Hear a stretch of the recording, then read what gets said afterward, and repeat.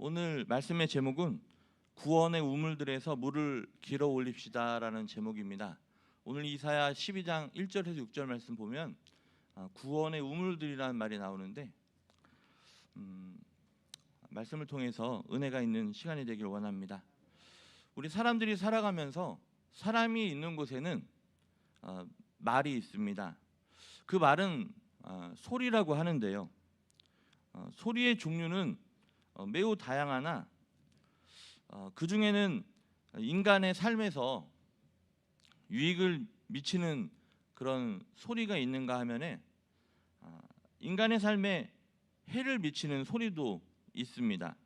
그리고 이 소리에는, 말에는 되돌림이 따라온다는 거죠. 즉 말은 반드시 그 결과를 이루어 인간의 삶에 영향을 미친다는 거예요. 그러므로 우리가 복된 삶은 복된 말을 따라온다고 하겠습니다. 그렇다면 하나님의 자녀된 자는, 구원받은 자는 어떠한 말과 어떠한 소리를 입에 담아야 하겠습니까? 오늘 이사야 12장은 노래 형식을 가지고 있습니다. 그래서 영어 성경에는 Song of Praise라는 찬양의 노래라는 제목으로 소개되고 있는데 구원의 노래를 부르고 있습니다. 이사야 12장 2절 말씀 우리 같이 읽어보겠습니다. 시작. 보라, 하나님은 나의 구원이시라. 내가 신뢰하고 두려움이 없으리니 주 여호와는 나의 힘이시며 나의 노래시며 나의 구원이심이라. 아멘. 이 본문의 노래와 내용도 같은 구절이 있는데요. 우리가 출애굽기를 지금 보고 있지 않습니까? 15장 2절 말씀을 한번 같이 읽어볼게요. 시작. 여호와는 나의 힘이요 노래시며 나의 구원이시로다. 그는 나의 하나님이시니 내가 그를 찬송할 것이요 내 아버지의 하나님이시니 내가 그를 높으리로다. 네, 노래의 내용이 같습니다. 이 놀라운 구원을 이제 모세가 체험하면서 부른 노래이거든요. 근데 오늘 본문과 내용은 같지만 그러니까 출애굽기 15장과 이사야서 12장에는 분명한 차이점이 있어요. 출애굽기 15장 모세의 노래에서는 이미 홍해가 갈라지는 그 구원을 체험한 후에 이제 부른 노래인 반면에 오늘 본문은 이사야서 12장은 앞으로 다가올 구원을 바라보며 부르는 것이라는 차이점이 있어요. 오늘 함께 새벽에 예배드리는 우리 모든 성도님들도 구원을 이미 체험하셨다면 이 노래를 함께 부를 수 있기를 간절히 바랍니다. 그러나 아직도 영혼의 구원을 체험하지 못한 분이 계시다면 하나님께서 지극히 위대한 일을 그 영혼에 체험하시기를 간절히 원합니다. 하나님의 진노가 제거되어 구원의 노래를 부를 수 있는 사람의 삶은 어떻게 해야 할까요? 해답은 오늘 이사야 12장 3절 말씀에 있는데요. 같이 읽어보겠습니다. 시작. 그러므로 너희가 기쁨으로 구원의 우물들에서 물을 기르로다. 여기서 구원의 우물은 바로 예수 그리스도 예수님을 말씀하고 있습니다. 요한복음에도 예수님은 영원히 목마르지 않는 물을 주시는 분이라고 그렇게 기록되어 있는데요. 요한복음 4장 14절에 보면 내가 주는 물을 마시는 자는 영원히 목마르지 아니하리니 내가 주는 물은 그 속에서 영생하도록 솟아나는 샘물이 되리라 말씀하고 있습니다. 그렇다면 왜 구원의 우물을 단수로 표현하지 않고 복수인 우물들이라고 표현했을까요? 여기 참 중요한 부분인데요. 우리 예수 그리스도 예수님의 특징은 뭐냐면 따라합니다. 충만입니다. 네, 충만이라는 특징을 갖고 있는데요. 예수님 안에는 퍼올릴 수 있는 물이 끊이지 않고 많기 때문에 그렇습니다. 골로새서 1장 19절에 보니까 아버지께서는 모든 충만으로 예수 안에 거하게 하시고, 우리 예수님께는 모든 것이 충만하다는 거죠. 예수님께서는 모든 것이 충만하다는 겁니다. 요한복음 1장 14절에 보니까 은혜와 진리가 충만하다고 나와 있고요. 누가복음 4장 1절에 보니까 성령이 충만하다고 나와 있습니다. 또 요한복음 15장 11절에 보니까 기쁨이 충만하다고 되어 있고요. 또 골로새 2장 9절에 보니까 신성이 충만하다고 되어 있습니다.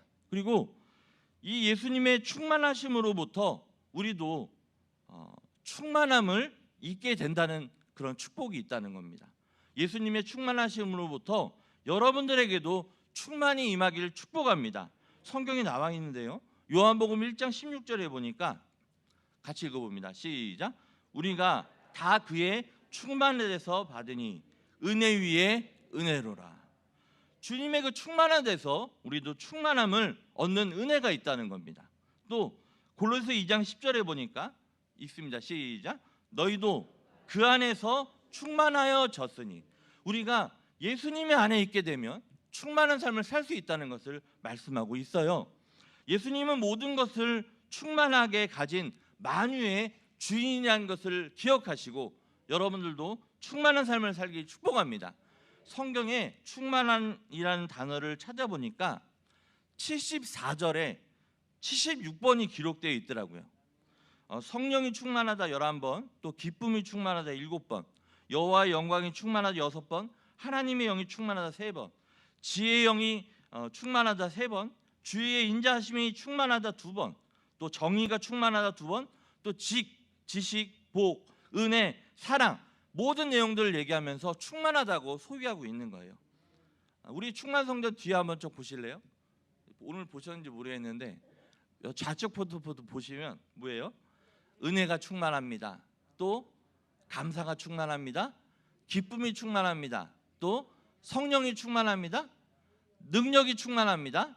또 찬양이 충만합니다. 기도가 충만합니다. 말씀이 충만합니다. 야, 여러분들 뒤에 있는 그 기둥에 써 있는 그 충만이 여러분들의 인생 가운데 충만하기를 주님의 이름으로 축복합니다. 예수님 안에는 이와 같이 부족한 것이 없고 충만하다는 거죠. 충만하신 그 구원의 우물들에서 물을 길어 올리시는 성도들이 되시기를 주님의 이름으로 축복합니다. 그렇다면 우리가 어떻게 이 구원의 우물들에서 물을 길어 올릴 수 있을까요? 오늘 본문은 참 감사하게도 4가지로 얘기하고 있습니다. 첫 번째는요, 따라합니다. 감사해야 합니다. 네, 4절에 보니까 여호와께 감사하라. 구원받지 못한 사람들의 특징은요, 감사하지 못해요.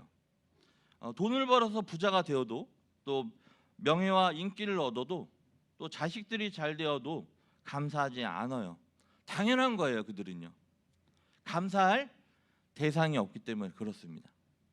그러나 구원받은 사람들은 아무리 환경이 좋지 않고 어려움을 만난다 하더라도 감사의 조건을 찾아서, 감사하지 않는 상황 속에서도 감사할 수 있다는 거죠. 그게 구원받은 사람의 특징이라는 겁니다. 여러분들 감사하면서 하나님이 저에게 주신 그 감사 놓치지 마시고 기억하시고 늘 감사함으로 예수님의 충만한 데에서 그 구원의 우물들에서 물을 길어 올리시기는 은혜가 있기를 축복합니다.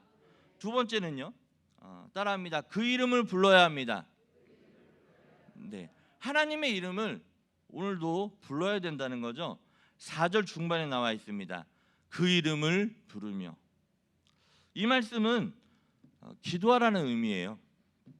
우리 기도하러 나오셨는데 하나님께서는 우리 성도들에게 필요한 것을 모두 주십니다. 믿으십니까?